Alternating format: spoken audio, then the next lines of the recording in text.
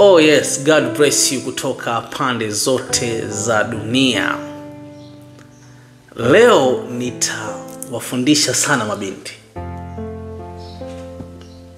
Na nitawafundisha ujumbe mzuri na muhimu zaidi. Mbinu 5 za kumtambua mume uliochaguliwa na Mungu. Mabinti wengi leo wanajikuta mwisho wao unakuwa sio mzuri kwa sababu wanaolewa na wanaume ambao wamewachagua wao, ama wanaume waliochaguliwa na familia zao, ama wanaume waliochaguliwa na marafiki zao, labda kutokana wana fedha, wana vyeo, ama kitu kingine tofauti cha mvuto, na wanasahau kusikiliza sauti ya Mungu. Sasa mara nyingi sauti ya Mungu unaweza usisikie kama sauti ya TV, ya redio, ama sauti za ndege. Unaweza ukaota, wengine wanaweza wakapata maono, lakini wengi wao wanaona ishara. Sasa leo nitakupa ishara kuu ama mbinu za kumtambua mume uliochaguliwa na Mungu. Inawezekana kwa muda huo akawa hana pesa, lakini ndo Mungu amekuchagulia. Na ni hatari sana endapo utaipinga sauti ya Mungu, kwa sababu mwisho unaweza ukapata adhabu kali kama Yona. Yona alipinga sauti ya Mungu, mwisho akajikuta anatumbukia kwenye tumbo la samaki. Aliambiwa kahubiri injili Ninawi, aligoma. Sasa mbinu ya kwanza, ana upendo wa dhati na anajitoa sana kwako. Biblia iliwaagiza wanaume na ikasema, enyi wanaume muwapende wake zenu, lakini wanawake muwatii waume zenu. Ukiona mwanaume anakupenda kwa dhati, kwa moyo, mali na hali, hiyo ni ishara kuna uwezekano mkubwa huyo mwanaume amechaguliwa na Mungu. Kuna mwingine hana pesa, lakini matendo yake yanaonyesha kama huyu anakupenda. Lakini hiyo mbinu moja inaweza isitosheleze. Unaweza ukashuka na mbinu ya pili, ya 3, ya 4, ya 5. Akiwa nazo hizo utasema yes, you are the one. Mbinu ya pili, awe na hofu ya Mungu. Biblia inasema kumcha Bwana ni chanzo cha maarifa. Mwanaume anayemcha Mungu anakuwa na maarifa kuweza kuiongoza na kuihudumia familia yake.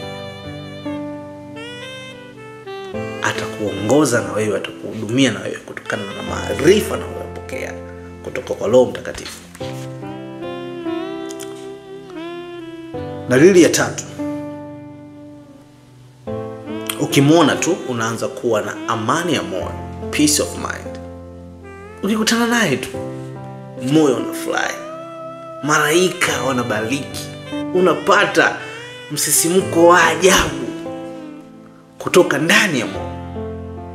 Vinywelewa vikusimami ovyo. Maana kuna mwingine ukipishana naye sijui kavaa ilizi, unashangaa tu mwili unasisimka. Mara nyingi sana ukipishana na nguvu za giza, mwili huo unasisimka.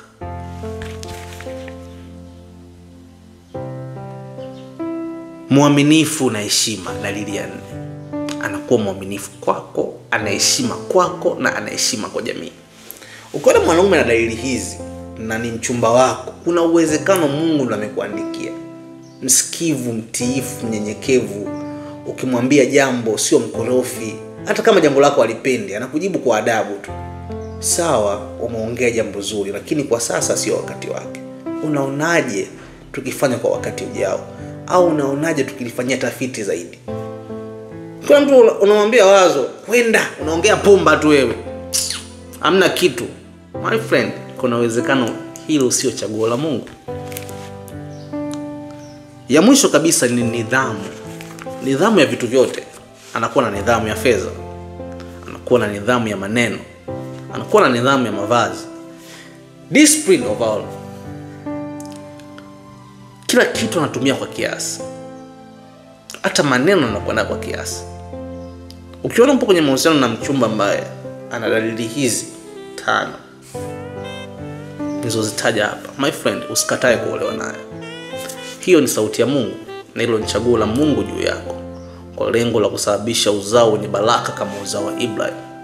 Mungu akubariki zaidi na kutangazia baraka katika jina la Bwana wetu Yesu Kristo. Kokote utakapokuwa, Mungu akubariki.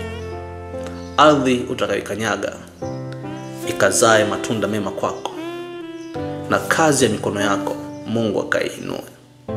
Uso wako utakapoapia sehemu yote, Mungu akaeke uso wa kibali juu yako. Mungu wa mbinguni akubariki zaidi. Naitwa Levi Azel. Tunapatikana kwenye mitandao yote ya kijamii kama vile Instagram, TikTok, Twitter, Facebook, bila kusahau mtandao wa YouTube. Usiache kusubscribe, kutufollow, kulike pamoja na kushare ili uwe wa kwanza kupata video zetu mara pale pindi tu zinapoweza kutoka.